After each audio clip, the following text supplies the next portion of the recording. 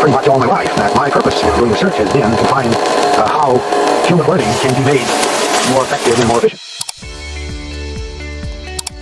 Hola, I am Crispinette Carion, and I am Bachelor of Elementary Education.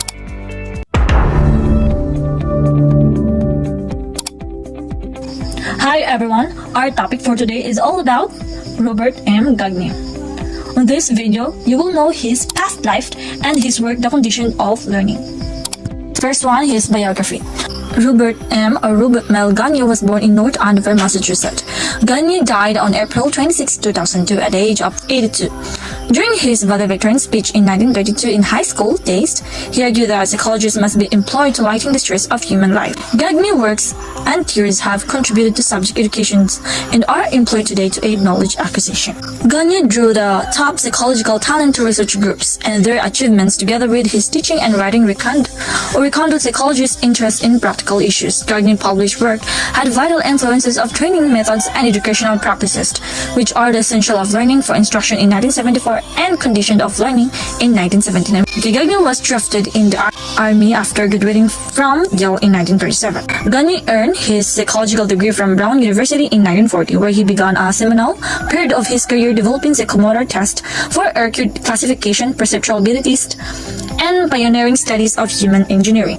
Gagne departed to become a professor of psychology at Princeton University in 1958. Charlie Wilson, a former CEO of General Motors, who was the Secretary of Defense, expressed the enlightened opinion that basic research was nonsense. Gagne left Princeton in 1962 to become Director of Research for the American Institute of Research, where he managed vital contract-supported research on a wide range of practical issues, including teaching and schooling. When his name became well-known in educational region, he moved to work as educational psychology professor at the University of California, Berkeley, where he became famous for his most famous created The Condition of Learning. Now, let's proceed to number 2, the two main components Gagne condition of learning. The first one is the 5 categories of learning and the 9 events of instruction. So now let's talk about the 5 categories of learning. So why Gagne created the 5 categories of learning? Because he recognized learner memorized and recite of what they learn. Verbal information. A learner recite and memorize what they learn. Second, the intellectual skills. These skills shows an outline of how to follow procedures to complete the task. And also the intellectual skills have 5 different levels of learning, which are the discrimination, concrete concept, defined concept, rule, and problem solving. Next one, the cognitive strategies. These are skills that enable us to control our learning and cognitive process. Motor skills.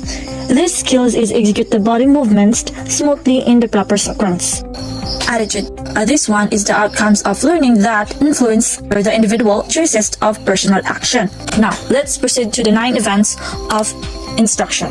Gain attention. Starting with a tale might provide a stimulus for a student to begin instruction. Inform the learning of the objectives. Tell the learner what they will be able to do as a result of the instruction.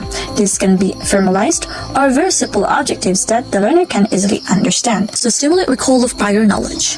When a learner can relate what they already know to new skills, it makes it easier for them to learn. Present the material. Present the content in a variety of ways using various modes.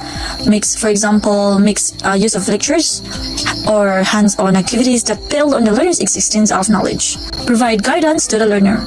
In order to reduce frustration during learning activities, students should be given advice. This might be one-on-one coaching or a Q&A sessions or anything else that would benefit the student.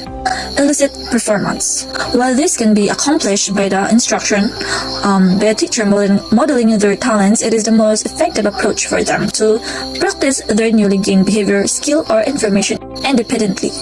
Giving feedback to the learner should be specific rather than general, like you're doing a good job, or specific guidance on what to improve. Assess performance. Evaluating pupils to see whether they are understood the lessons and provide general progress information.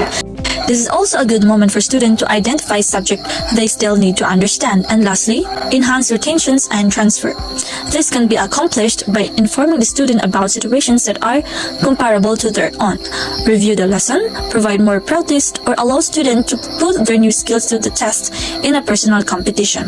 This is a very common misinterpretation of